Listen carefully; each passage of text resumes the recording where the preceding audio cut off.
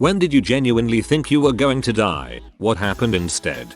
Fell off a 70-foot cliff. As I was tumbling down, a voice inside my head said you are going to die, and I accepted that. Time seemed to slow down and it was very peaceful. Then I hit the bottom and everything hurt and I had a broken back and wrist. I'm okay now though.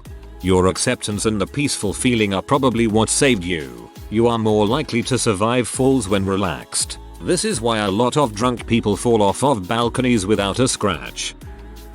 I was parasailing with a group of random individuals and the guy driving the speedboat slowly came to a stop.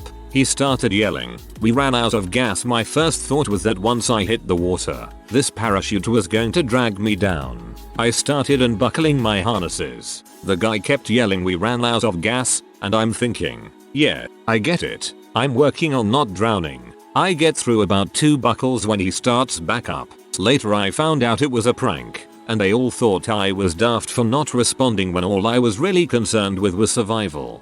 It's just a prank. Bro is utter bulls at times.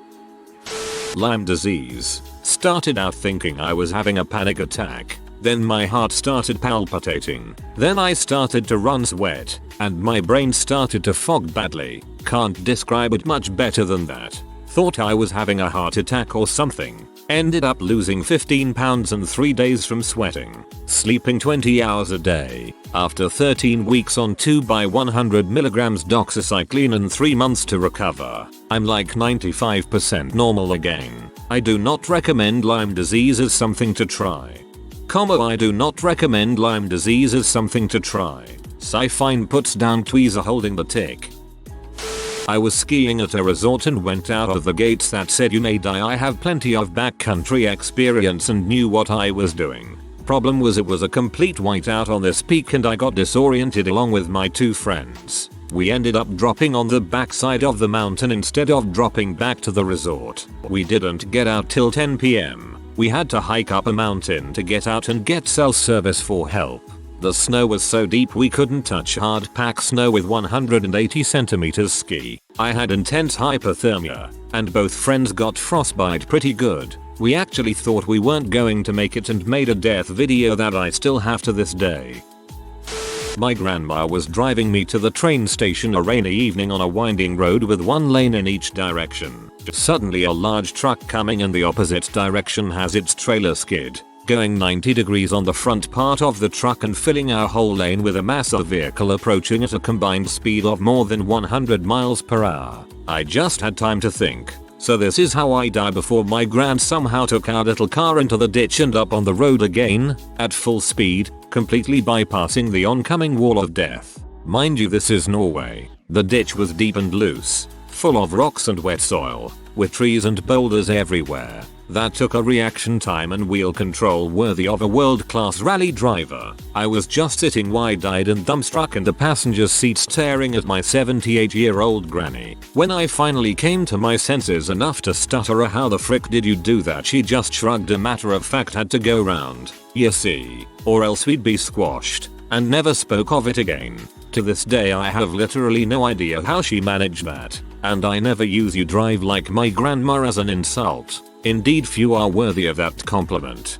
Norway. She's got WRC in her blood.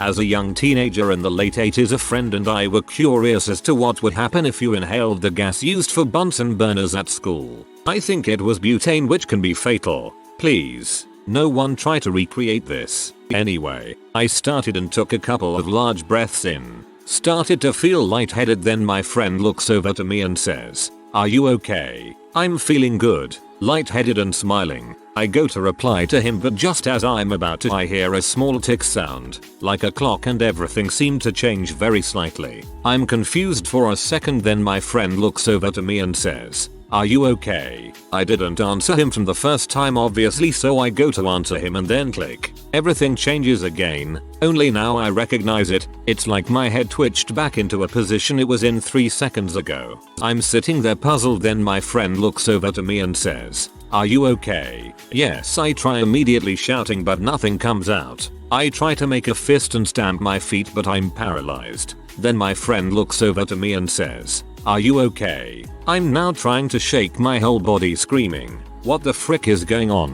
I try to stand. Then my friend looks over to me and says, "Are you okay?" Frick, back again, what else to try? I try answering no, as this was now the case, but nothing comes out. Then my friend looks over to me and says, "Are you okay? Is this a joke? How? Why? It can't be. What?" Then my friend looks over to me and says, "Are you okay?" Silence. Then my friend looks over to me and says, "Are you okay?" Silence. Then my friend looks over to me and says, "Are you okay?" Silence. Then my friend looks over to me and says, "Are you okay? I've given up."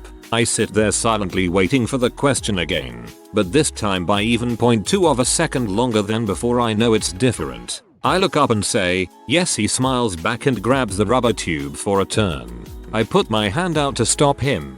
Apparently no time passed from him asking the question and me replying, and he only asked once. Frick knows what happened. I'm fine now though. Fell backwards down my grandpa's home elevator shaft. For a split second I thought for some reason the elevator wasn't there, and that I was about to fall all the way down and land on my back head on concrete. Wound up falling like 3 feet and landing on top of the elevator.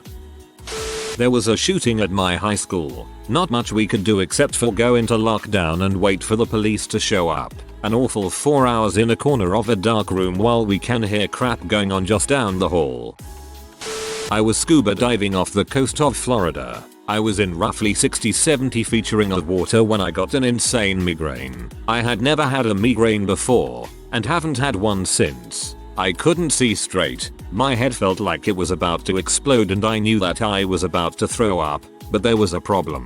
I was underwater. My body sensed that something was wrong when I was unresponsive and just floating along upside down. So, he grabbed me and slowly ascended. We had to stop to decompress so we didn't get the bends, and as we were sitting at roughly 15 feet I started throwing up. So here I am puking through my regulator and trying to breathe while essentially feeling like I was being spun around and hit in the head by Mike Tyson. After what felt like an hour, we finally hit the surface. Once we weren't underwater, I spit the regulator out of my mouth and continued to empty my stomach. My buddy inflated my vest so I could just float on the surface and not have to swim. He swam, dragging me behind him, a few hundred yards to the shore. I laid on the shore for the next 45 minutes in full gear waiting for my head to recover and occasionally ralphing onto the beach next to me. And that, ladies and gents, is why you always dive with a buddy. TLDR. Got a migraine underwater. Good thing I dive with a buddy. I know it should be a given that a diving buddy does this kind of thing for you, but you have a good friend.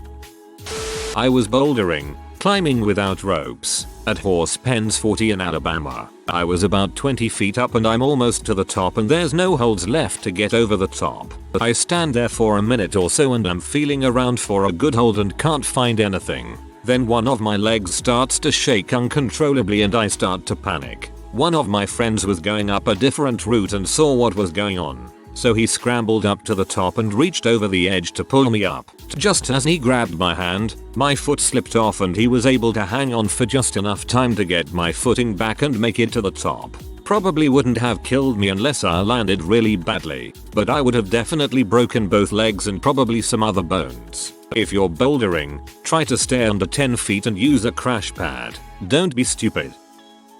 I broke up with my boyfriend and he pulled out a gun. His intention was to shoot himself, but he wasn't exactly being careful and I was scared he'd turn the gun on me. His brother heard me yelling at him and called the police. I ran out of the house before they arrived. What the frick? Emotional people and guns, man. Summit of Mt. Baker at sunset. The glacier on top had melted and it felt like movie quicksand up there. I legitimately thought I'd sink and never be heard from again. I ended up wading through the melt and the ice started to harden after the sun set. Made it down and avoided all crevasses. This is why you should always start your climbs in the middle of the night, kiddos. Heart attack and liver failure when I was 20. Was genuinely pretty terrified about what might happen and how little control I seemed to have over my own body. When I was little, I was at Chuck E. Cheese for a birthday party. I got in the bull pit and somehow got stuck lying at the bottom. I remember a bunch of other little kids being on top of me and laughing. I couldn't breathe and I couldn't get out. Luckily some older kids saw what was going on and fished me out. I was so relieved that I bolted back to where the adults were, not even sure I thanked the kid who saved me. Wherever you are, mysterious stranger, thanks a lot. Your name is phenomenal. I almost got shot when walking my dog. I was outside and just enjoying the fresh air with my pup, and then out of sudden a pickup truck chasing two dudes on a motorcycle comes around the corner. Dude in the truck pulls out a gun and starts shooting in the middle of the residential area. My dog froze and wouldn't move, and I knew I had to get out of there, but I could let him alone, so we were on the floor. A window of an apartment building right behind me got hit by a bullet, so close to my head. Turns out the men on the motorcycle had tried to mug a dude in the parking lot of the supermarket, but then they found out that he was not a person you should make angry. One dude got a bullet in his butt and fell off the bike. The neighborhood cornered him and the police came and they took him away. My dog is still scared shitless when he hears loud sounds on the street. I was in the ER for pneumonia, and when I went in my O2 saturation was at 80%. Eventually, they diagnose it as pneumonia, hook up me to antibiotics and leave it to start working. However, my oxygen had been low for a long time, so I was weak from lack of oxygen and coughing. My vision was cloudy, my head was swimming, and I was completely out of it. And then I went into anaphylactic shock. Luckily, I was already in the ER, so they were able to treat that right away, but I laid there, hands and throat swelling, but unable to move or communicate the danger. I saw a pickup truck going the wrong way on the interstate. He was in my lane, perhaps 100 yards away. Our closing speed had to be at least 100 miles per hour. I did the world's fastest lane change and missed being killed by less than a second. I was driving a 1974 Honda Civic and that car handled great. In the split second when we crossed, time slowed. I clearly saw the other driver's face. He was an old man sitting hunched over the steering wheel. He needed a shave. I just kept driving, shaking with a death grip on my steering wheel.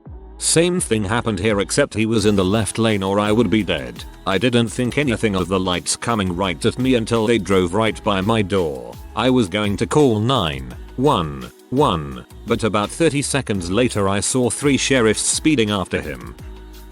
I was on that cruise ship that got caught in that hurricane strength storm at sea. When the boat was listing at 40 degrees, I was sure we would capsize. I started going through pictures on my phone reminiscing on my life, awaiting my death. Thankfully though, the storm passed and I'm alive. I was impaled in the upper leg in the back of a 10-acre pasture in the country. Barely missed whatever big artery is there. Longest run of my life back to the house, so I could be driven to the hospital. Thought for sure I'd bleed out in the back of that pasture. Working construction on a pitched second-story roof. I chainsaw through the roof sheeting, which is made of plywood. The sawdust starts cascading down the pitch of the roof, right under my feet. Things get slippery. I start to slide toward the edge, still on my feet. I'm surfing toward the edge now, whether I like it or not. I scramble for a better foothold, but nothing stops me from sliding. So here I am, holding a running chainsaw and slipping toward the edge of the roof with no idea what's underneath. As I approach the edge, I think I can't land on this chainsaw. As I reach the edge, I throw the chainsaw as far as I can, out into a field, then look down at the ground for the split second before I go over the edge. It's like everything is happening in slow motion. I see piles of wood, rebar, cinder blocks, and just your basic construction debris. I see a clear spot about 10 feet from the foundation.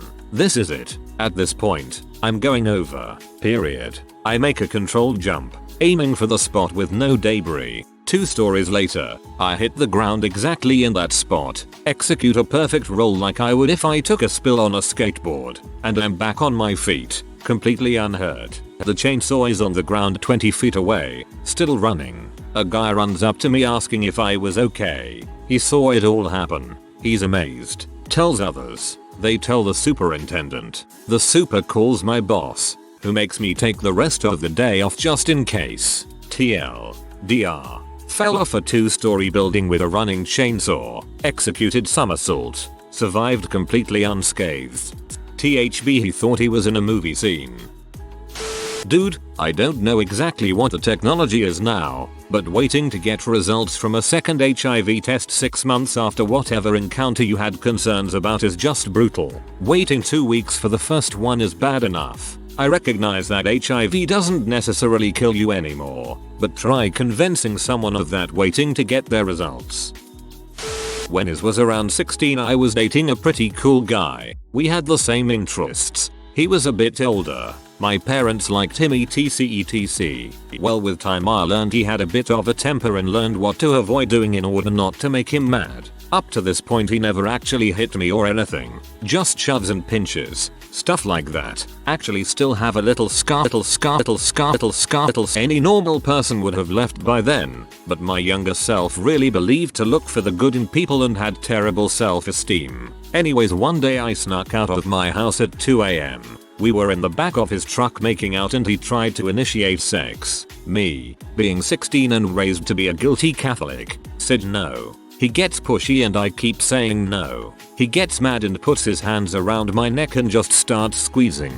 Now, I am a pretty chubby girl but he was much taller and bigger than me. I was having trouble shoving him off me and I am struggled to breathe and I am getting a weird feeling in my head. Sort of like feeling dizzy and feeling like my eyes are bulging out. The whole time I am thinking this is it, I should have left when I could. The whole time, we were parked in front of my neighbor's house. Neighbor must have thought it was sketchy and comes out.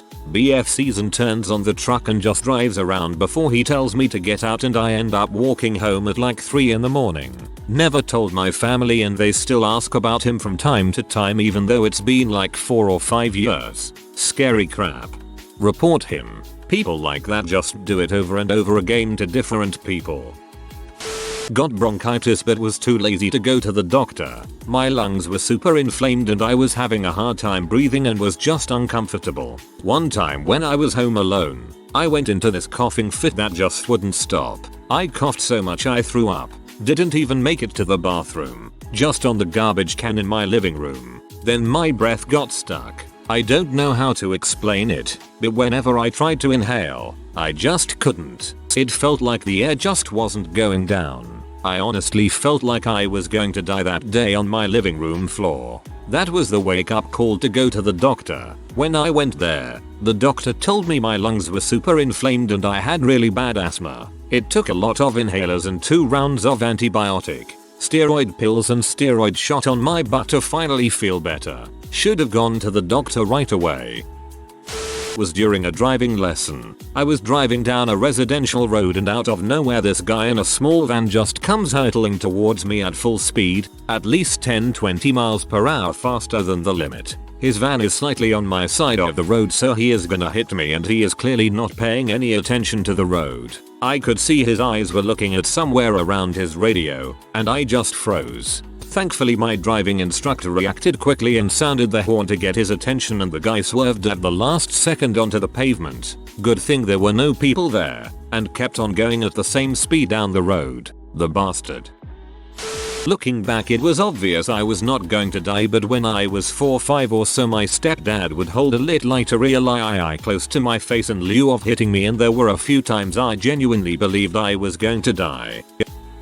I used to live alone in a tiny apartment with only my cat for company. One day, I was gawping at the telly and scoffing strawberries at a ridiculous speed when suddenly I sucked one into my windpipe. I have absolutely no idea how long it was stuck for. Logic tells me it can't have been more than 30-40 seconds, but it's true what they say, everything slows down. I was panicking a lot but weirdly also very aware of what was happening and what I needed to do. It wasn't like when you almost crash your car and just think oh crap, but more like there are things I must try in order to not die. I guess that's your survival instinct. But I never expected it to be so lucid. Anyway, after much futile neck grabbing, air clawing and unsuccessful coughing retching, most of which your body does automatically, I just ran at my kitchen work surface. My apartment was long, thin and open plan, with a kitchenette at one end. My dad used to jokingly call my kitchen my cooking shelf, so I had a fairly decent run up and somehow it worked. To put it into perspective, I've never had any medical training, not so much as a first aid course. Even now, I couldn't point at my own body and tell you where you should apply pressure or with what force. If you had asked me on a normal day what I would do if I found myself alone and choking, I would have probably shrugged and made a joke. I have no freaking clue how the heck I managed to save my own life on that day. Pure luck, I suppose. I'd be really interested to know if anyone else has ever come this close to choking to death and if their experience was similar. Oh, and as for what happened instead, I ended up with the nastiest bruise across my upper abdomen and my throat ached for about 2 weeks. Once when I smoked spice. Don't do that. I lost my goddamn mind. My heart was racing like crazy, but I felt really cold and I couldn't tell if it was just actually cold where I was or if I had a low body temperature. I sort of leaned over and cried silently while waiting to die, having a panic attack while way too high on crap I knew nothing about. Eventually, I guess I came down enough to calm down and go to sleep.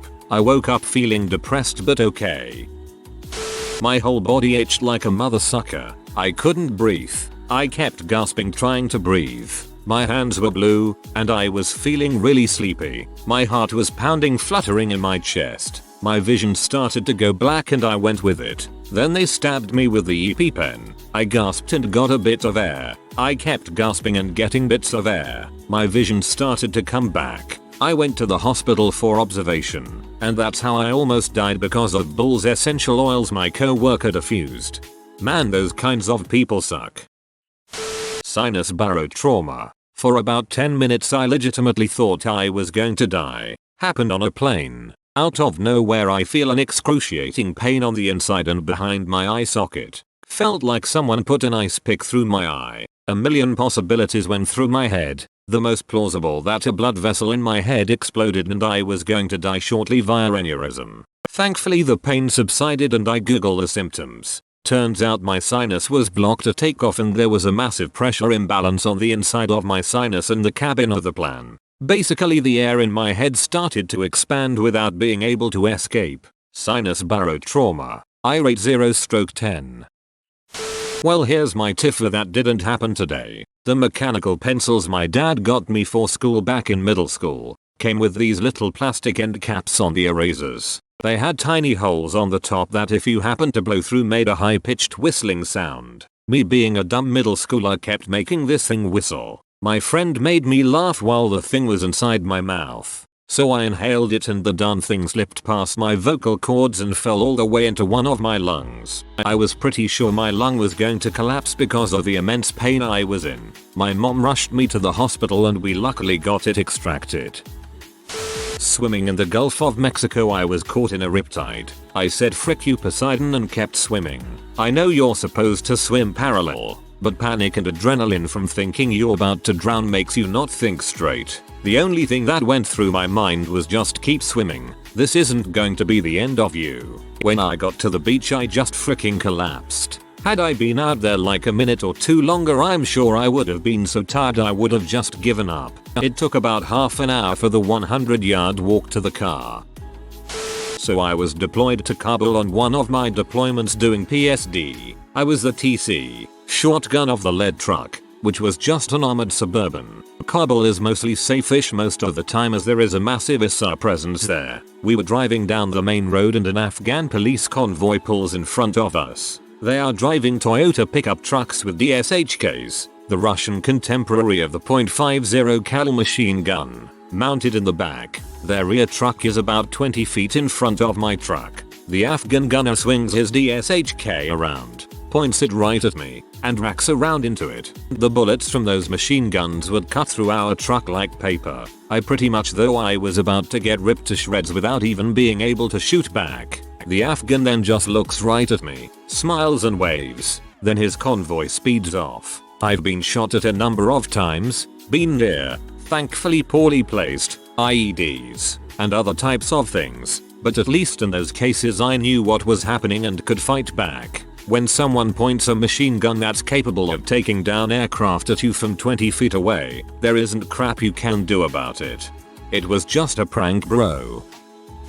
Been held up at gunpoint before because I naively answered a door for someone. He wanted all my money, which to his disappointment was in the bank. because it was 2003 and I'm not a freaking pirate who keep gold hidden in a chest. Anyway, I came to terms with the fact I was going to die because he was getting more agitated and I could tell I was at the end of the line with him. Decided I had a good run and I'd go out fighting. So I grabbed his gun and tried fighting him off. He slammed me to the ground, got his gun back somehow, and pistol whipped me pretty good on the head. I managed to get away from him and run to the kitchen to grab a chef knife. He tried to shoot, but the gun jammed. At that point, he had a useless weapon and I had a foot-long intimidating looking knife. He ran out and I called the police and headed to the hospital to get stitches and staples across my head, which were luckily in my hairline so you can't see the scars. Even though I came to terms with dying, it was still pretty scary hearing the gun clicked. Anyway,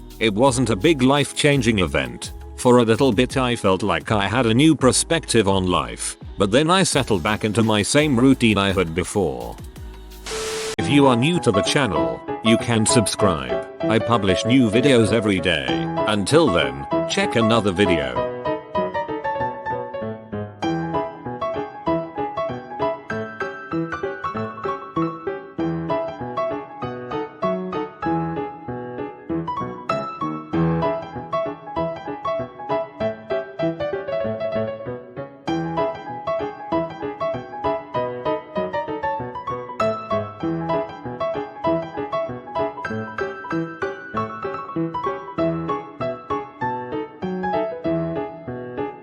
Bye for now.